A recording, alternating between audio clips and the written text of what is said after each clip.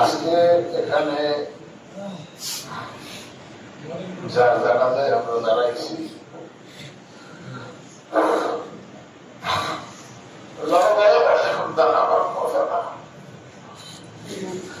আমি পরশুদিন ঢাকায় গেছি, আমার কর্মসূচি ছিল। ও আমি ঢাকা গেলে আমার সাথেই যাই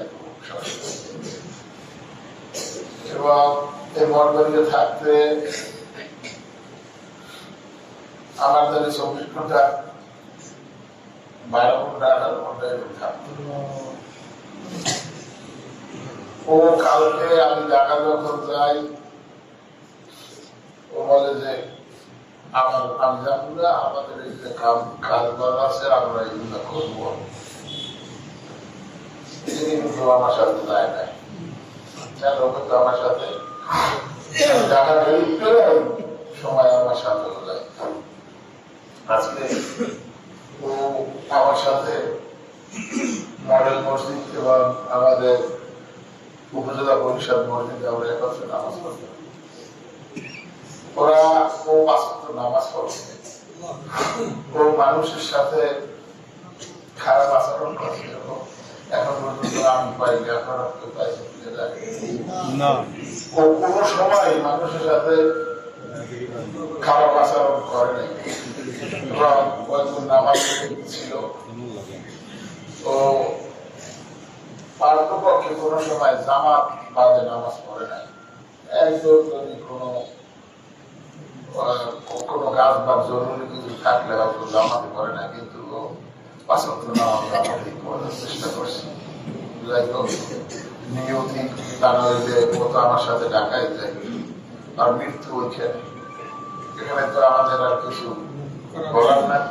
তো যাই হোক, আপনারা এখানে যারা আছেন আর পাড়া প্রতিবেশী বেশি উপস্থিত আছেন এবং ওর সাথে যারা রাজনীতির সাথে ওর সাথে সম্পৃক্ত বিভিন্ন ইউনিয়ন থেকে অনেক যুব দলের লোকজন, বিএনপির লোকজন আপনারা এসেছেন।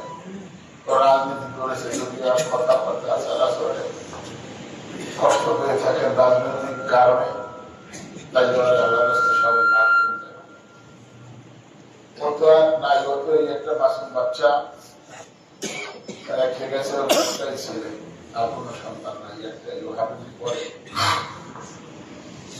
আল্লাহ রাস্তায় আমরা সবাই মাসুলও দিই না। আর ওদের যদি কোনো আলাদা আপনাদের থাকে, আমার কাছে বলবেন, আমি আপনাদের বান্নদার ইনশাআল্লাহ পরিশোধ করব। কোনো বান্নদার কেটে কোনো সংকট নাই, আমার দ্বারা আসবেন, আমি আর বান্নদার থাকলে সব পরিশোধ করে দেবেন। আর ওর জন্য আমরা কামনা রাখতে দোয়া করি। আমি আল্লাহর কাছে দোয়া করি যেন আসসালামু আলাইকুম ওয়া রাহমাতুল্লাহি ওয়া বারাকাতুহু। বাবুল ভাইয়ের জানাজার নামাজে আমরা এসেছি। অত্যন্ত ভালো মানুষ ছিলেন, আমার সাথে তার ব্যক্তিগতভাবে সম্পর্ক ছিল, অনেক গুণাবলী তার মধ্যে ছিল।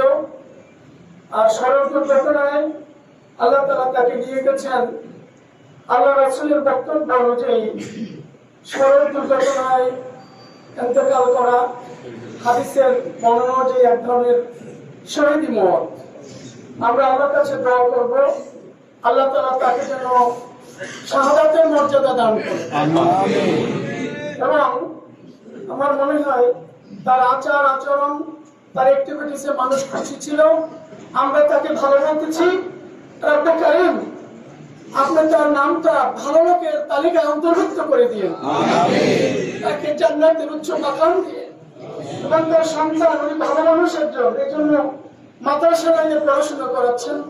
এই ছেলে যেন পিতার জন্য দোয়া করে, রাসূলের হাদিস অনুযায়ী নেক সন্তান যখন পিতা মাতার জন্য দোয়া করে আর বলে রব্বির হামহুমা কামা রাব্বায়ানি সগীরা, বিশ্ব নবী বলেছেন সন্তান এই কথা বলার পর যখন চোখের পানি ছেড়ে দেবে, পিতামাতার কবরে যদি আগুন জ্বলে, ওই আগুনটা সন্তানের চোখ বিনিময়ে নিভে যায়।